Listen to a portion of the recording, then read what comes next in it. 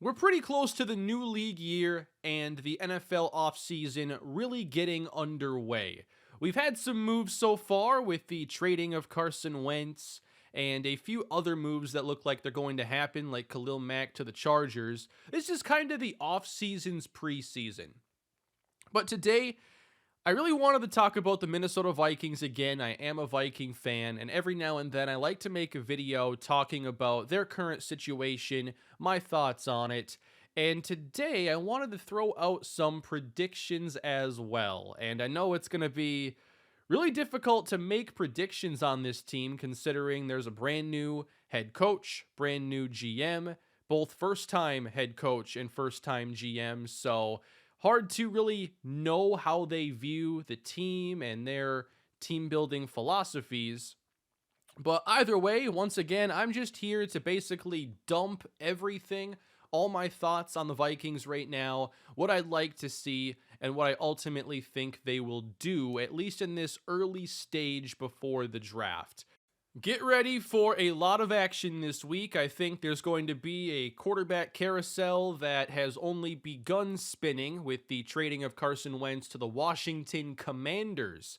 I think they should have stuck with the Washington football team. I really liked the change to that, but now they are the Commanders and they are quarterbacked by Carson Wentz.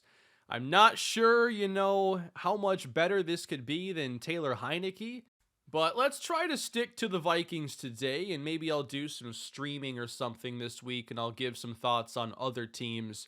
But the Vikings are in a really interesting spot right now because they are among the teams with the least amount of cap space right now, which means they don't have any cap space. The Vikings are, according to Over the Cap, and I'm using their information for a lot of stuff in this video, they are 30th in cap space, being 15 million over the cap. So they're already in a spot where they have to get under the cap and be cap compliant by the new league year. And we've seen some other cuts around the league and some talks about like the Cowboys trading La'el Collins, maybe Amari Cooper gets released. But the Vikings have been really quiet and haven't made moves yet. They are really going up to the deadline, and I'm sure a lot of that has to do with first-time GM, first-time head coach, getting in the new staff, and formulating their plan and taking as much time as they need. I guess there is no real rush until the deadlines actually hit, and I'm sure there are so many ongoing conversations with players and agents and a whole host of possibilities given the current roster. To me, the Vikings offseason and this new era getting underway, it has to start with Kirk Cousins. And I think whatever happens with Cousins will affect the rest of the moves that they make. Right now, Kirk Cousins is set to have a $45 million cap hit, which is absolutely massive. And nothing for the Vikings can really occur unless you're just going to cut certain players, but nothing serious can really occur until this is dealt with. Because Cousins cannot play at this $45 million cap number. It's simply too much of the cap space dedicated to him. And what I want to see now with the new GM, Kwesi Adolfo-Mensah, and head coach Kevin O'Connell, I want to know what the plan is. And to me, if Cousins were to simply stay with his current deal, play at a $45 million cap number, that to me says there is no plan. And that to me is the worst of the three options the Vikings have with Cousins. Maybe it's not as bad as extending him at like high market value and giving him like $45 million a season. That could probably be worse. But simply letting him play at this cap number, for one, it doesn't give you any level of stability at the quarterback position because he's in the last year of his deal. And you'd be looking at having to either extend him next year or just be in this weird spot where he could hit free agency next season. You either need to extend him or trade him. That's what it all comes down to. And if Cousins wants to make north of $40 million, I would trade him. I don't think that he is good enough to command that much money, command that much of the cap space, and for you to have a winning franchise. I think that there are a lot of reasons why the last 4 years of Vikings football have been a terrible mess. And honestly, not being hyperbolic here, I truly believe the last 4 years are my least favorite 4 year stretch of being a Vikings fan. They made the playoffs once in 4 tries, won one playoff game, and then got blown out against the 49ers. And then we saw the regression of the Mike Zimmer defense. We saw the ups and downs, the roller coaster ride that is having Kirk Cousins as your quarterback. And I wouldn't pin the Vikings missing the playoffs last year on Cousins. I do think he's a big reason why they lost to Cleveland and the Rams. And I think that there are certain matchups and certain teams where he's just ineffective against. Teams that can put pressure on him constantly and force him to make difficult throws under difficult circumstances. That's not really his game. He's good when he's well protected and when the situation's easier, but that's just not good enough if you're going to command more than like $25 million a year. That's where the issue comes into play with Cousins, because I do think he's an above average quarterback. I do think he can get you to the playoffs, especially as the standards have lowered with 7 teams making it in each conference. But I don't think that he's a guy that can take you beyond the division round. Back to my original point, I don't think that the last 4 years are all Cousins' fault, but I do think that his contract has made some things more difficult. Ultimately, though, the Vikings didn't draft and develop well enough the last 4 years to keep any winning window open. But at the same time, I feel like I've seen everything I need to see from Cousins. Even with a brand new regime and a lot of good players on the offensive side, no, I'm not curious to see what Cousins can do in the Kevin O'Connell system now with the 2022 Vikings. Maybe it would be good, but I'm not curious. I don't feel like there's some untapped potential we've never seen. We know Kirk. It's been a decade. I would be very happy if they moved on from Kirk Cousins. I just don't think the Vikings can build the team they need around him, partially because if he is taking up all that cap space, you need to counter that with young players not making a lot of money around him. And what has Rick Spielman done the last 4 years? He drafted Justin Jefferson, and that's almost it. The offensive line has gotten better. I think they have a chance to be average to above average this season, but they added nothing on defense the last 4 years. You don't have like a great starting corner in the second year of his rookie deal. That's not a thing with the Vikings. Almost every effective player on this team outside of Justin Jefferson is making pretty good money because they're veterans. You can't have Kirk Cousins making all this money and rely on the rest of your team all also being high-paid veterans. There's just not enough money to go around in the salary cap. And that's why Rick Spielman was fired. His draft classes have not been good enough, despite the 40 or so swings he's been taking, trading back and acquiring day 3 picks.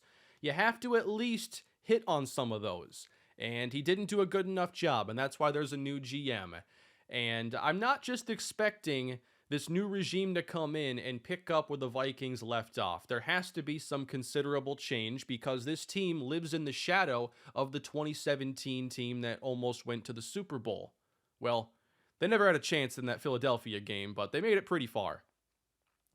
And they really haven't been able to make the team better since then. Outside of upgrades to the tackle positions, I do like Christian Darrisaw and Brian O'Neill. And of course, Justin Jefferson has given them a chance to make this an offensive football team after the defense completely failed the last 2 years. The Vikings are an offensive football team, and they have been now for a couple seasons.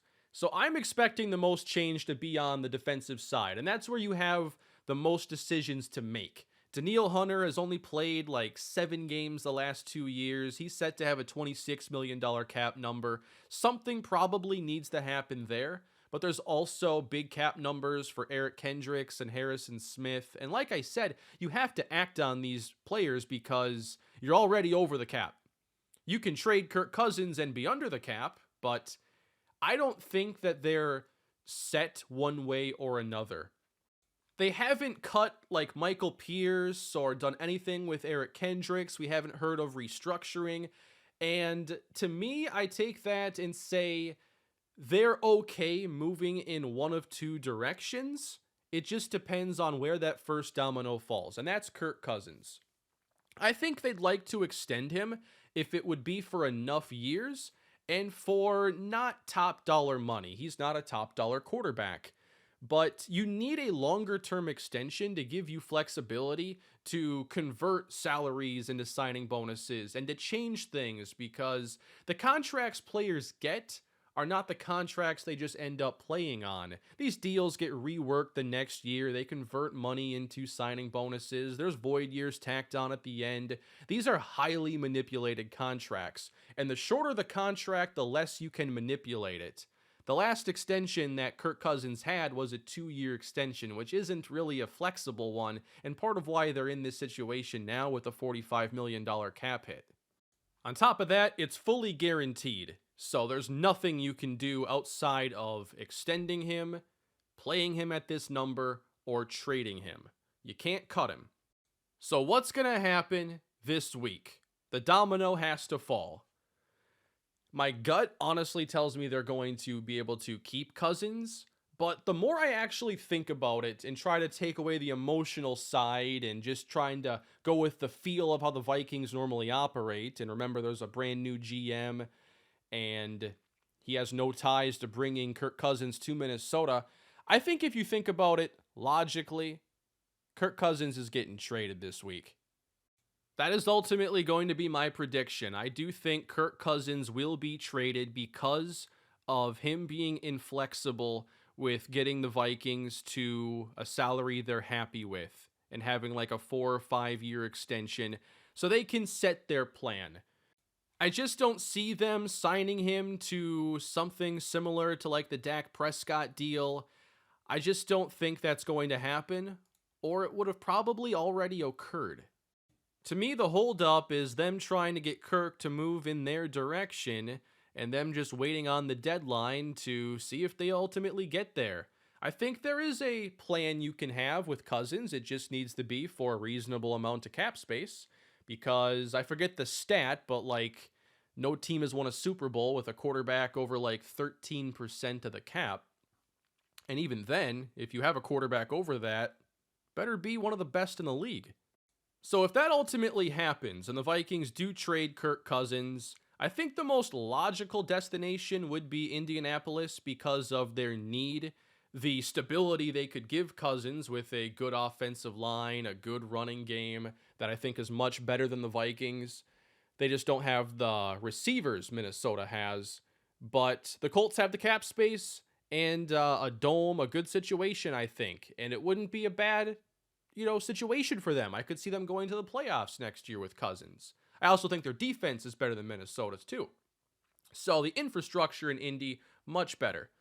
And honestly, I know you could debate like Cousins versus Jimmy Garoppolo and say that Garoppolo is a better value even if Cousins is better. I do believe that. However, the Colts already have the space and Cousins has only 1 year on his deal. So if they're focused on 2022 and not looking too far forward, just getting back to the playoffs, I think you throw the value out the window. You have a good roster, and you have a chance to get one quarterback who you might think is better than Jimmy Garoppolo. Maybe there are some differing opinions there. I do think Cousins is better, but not by a significant amount. The Colts are going to bring in a veteran. It's probably going to be Jimmy Garoppolo or Kirk Cousins. As far as like the picks they could give in return, I have no idea what a return would be. I think it would be mostly a money motivated type of trade, and the Vikings would be content taking a future pick or something. The Colts don't have a first, but I don't think the Vikings would make you give them a first. But if the Vikings do ultimately trade Kirk Cousins, then they need a quarterback for this coming season.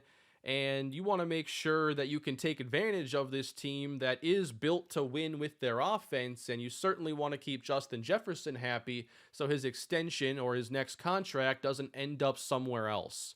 That is one of the holdups where I think that maybe they would want to keep Cousins just because the offense is built to win now. I do believe that. Not be a top 5 team, but I do think they can have a very good offense. And replacing your quarterback in this situation would be really difficult. I think that they could look at drafting somebody this year, but they'd probably be much more comfortable bringing in a veteran and maybe picking somebody. And the veteran that I keep thinking about, I want to see him get his second chance to really start. And I would be totally on board with this.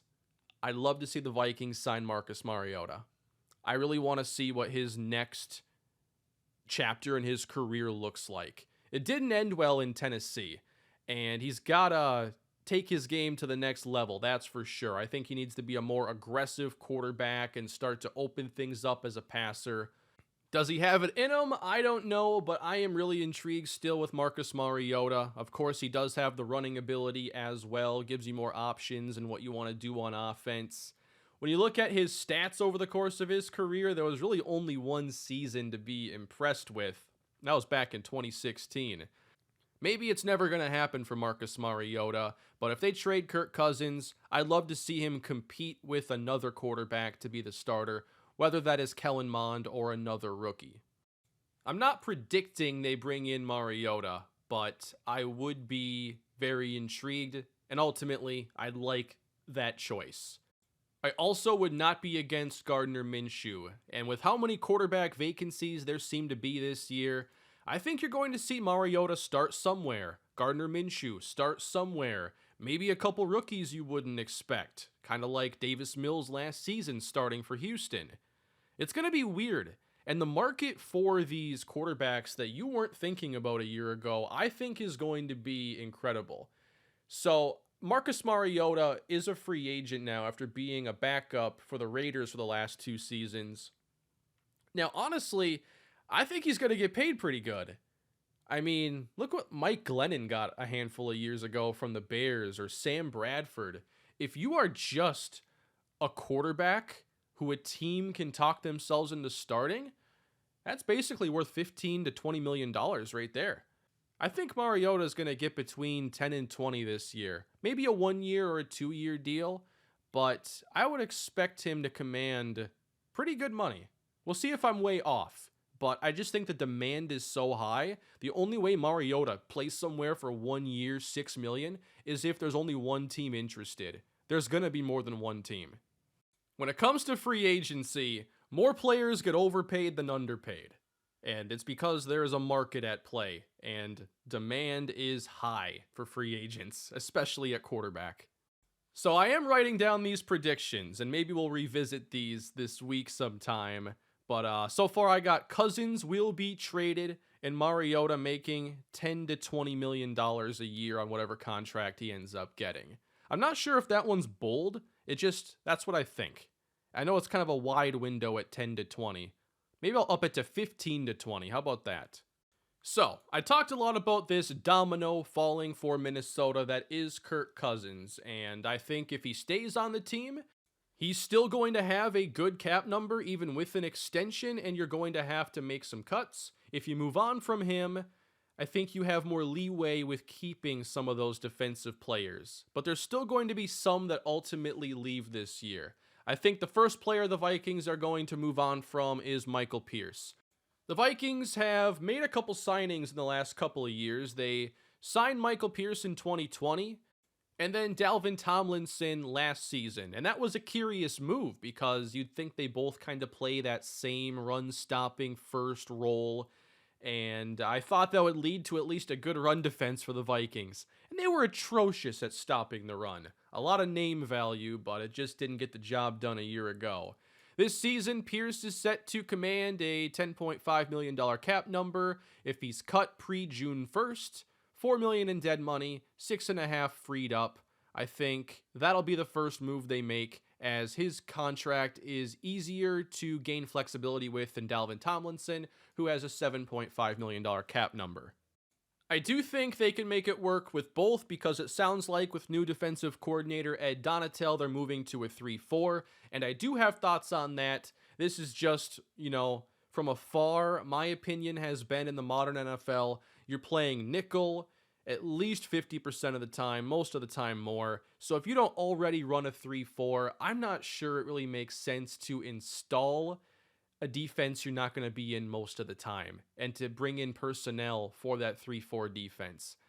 Now, sure, if you're in a 4-3, you're not going to be playing in that 50% of the time either, but it's more seamless to just take a linebacker off the field and put in an extra defensive back.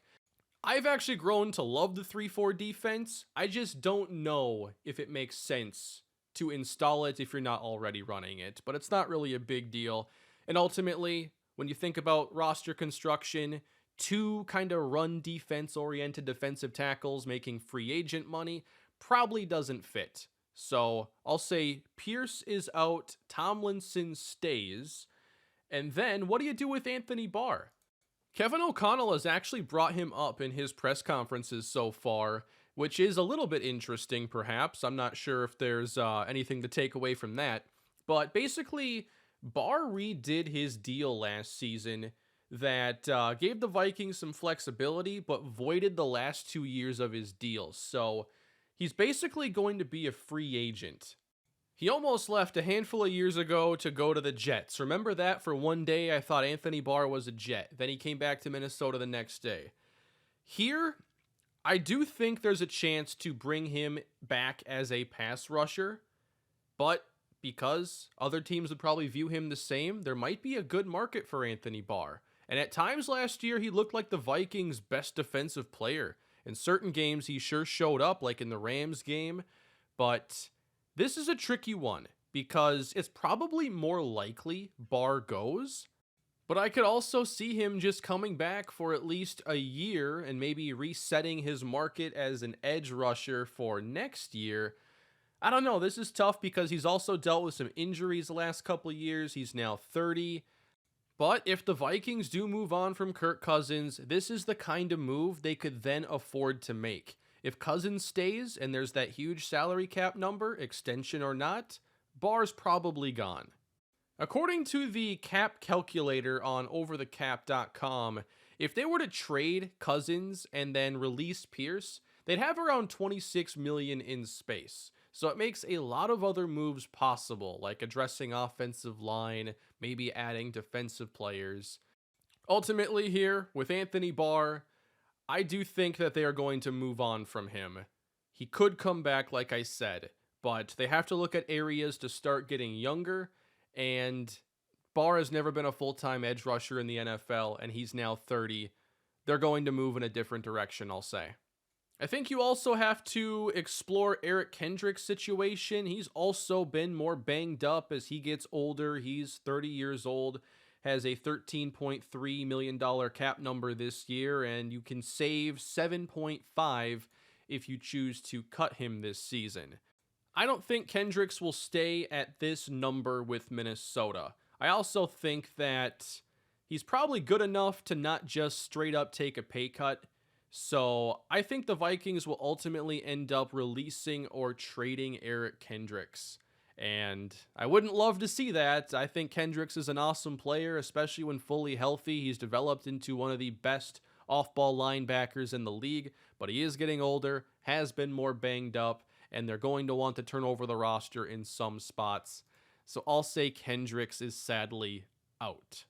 Staying with defense, Danielle Hunter, 28 years old, hasn't played very much the last 2 years due to injury, and has a massive cap number this season of 26.1. On the surface, it's really difficult to see him just staying with this current deal. That is a massive amount of cap space. When you look at his deal, he does have a couple void years tacked on to the end, but he's still under contract as well for 2023 at an $8.6 million cap hit. So they could just try to keep things the way they are and go into next year and maybe talk extension then. My only prediction regarding Danielle Hunter is that he's still going to be a Viking going into next season. I know he's been hurt for a couple of years, but he is so talented, and the upside is worth the risk here. I don't think you'd get a ton in a trade, simply because he's missed so much time. And is it worth the cap space you open up? $14 million is a lot of money, but we're talking about a player of Danielle Hunter's caliber. I think he stays. I think Hunter is with the Vikings. I just don't know if there's going to be a redone deal or if they just leave things be. If they move on from Cousins, again, this gets easier, and we're probably looking at a situation where all my predictions are right or wrong because I started with Cousins being traded and I've kind of worked off of that. But I'll say Danielle Hunter's a Viking in 2022. The same goes for Adam Thielen. I think that they'll probably have some sort of an extension. Maybe it's a pay cut combined with an extension to keep him with Minnesota throughout the end of his career. He's already 32 years old, grew up a Viking fan, now playing for his favorite team. Seems like they're going to get something done here and Thielen won't be going anywhere.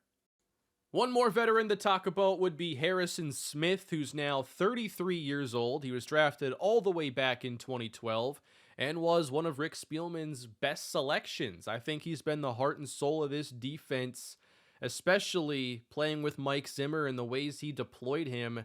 I mean, Zimmer's defense had some awesome years, and I don't think they'd be possible if it weren't for Harrison Smith and all the roles he can play, the way he disguises what he's going to do. And I do think that his skill set and his play style will age to the point where he can play into his mid-late 30s. Not as a deep safety, but I think he's always been better closer to the line of scrimmage. He's an effective blitzer, a good tackler, obviously a very big hitter.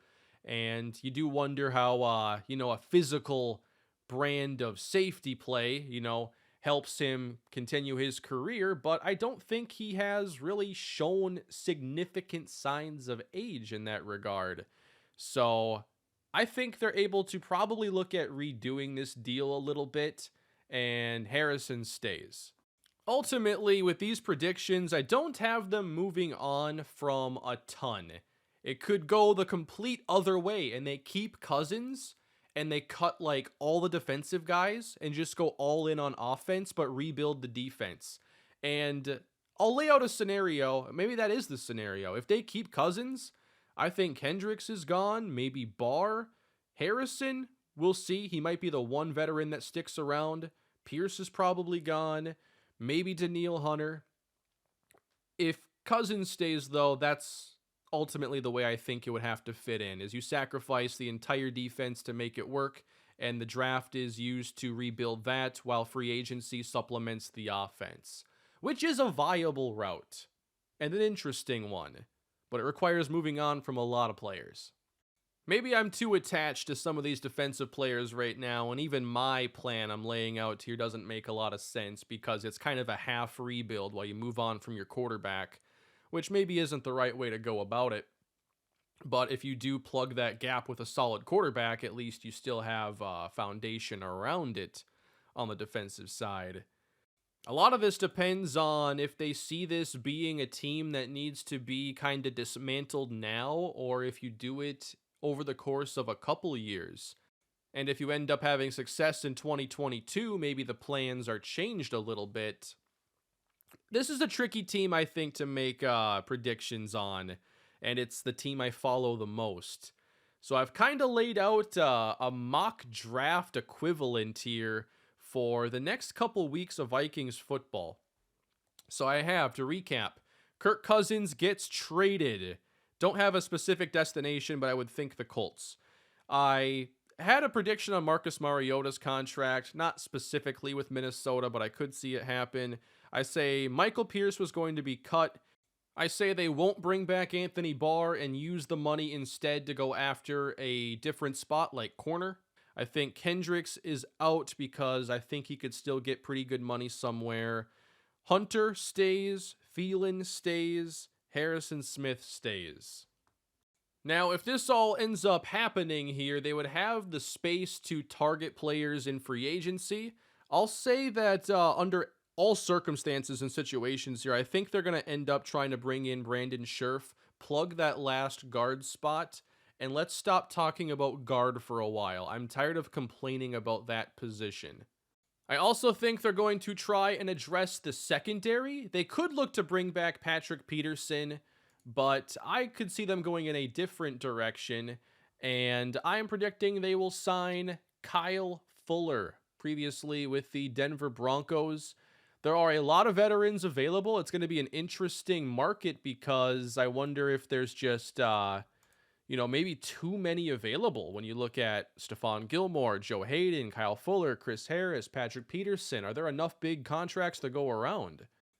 Someone's going to make J.C. Jackson very highly paid. I'm interested in what his deal ends up being. I think it'll be massive.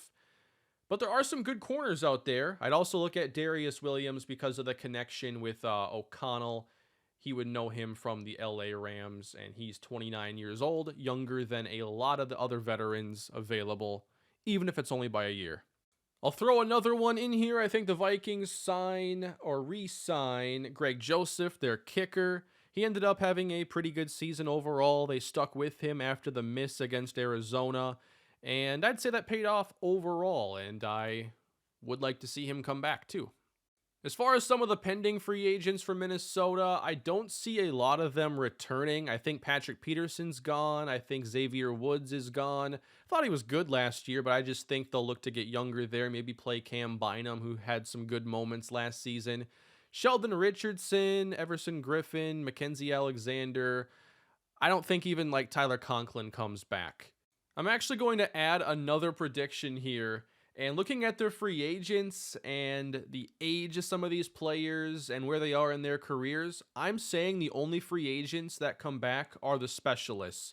I'll say Greg Joseph and Jordan Berry could be back, but I'm saying none of the other pending free agents will come back at any position. I think there's going to be a lot of change with this roster.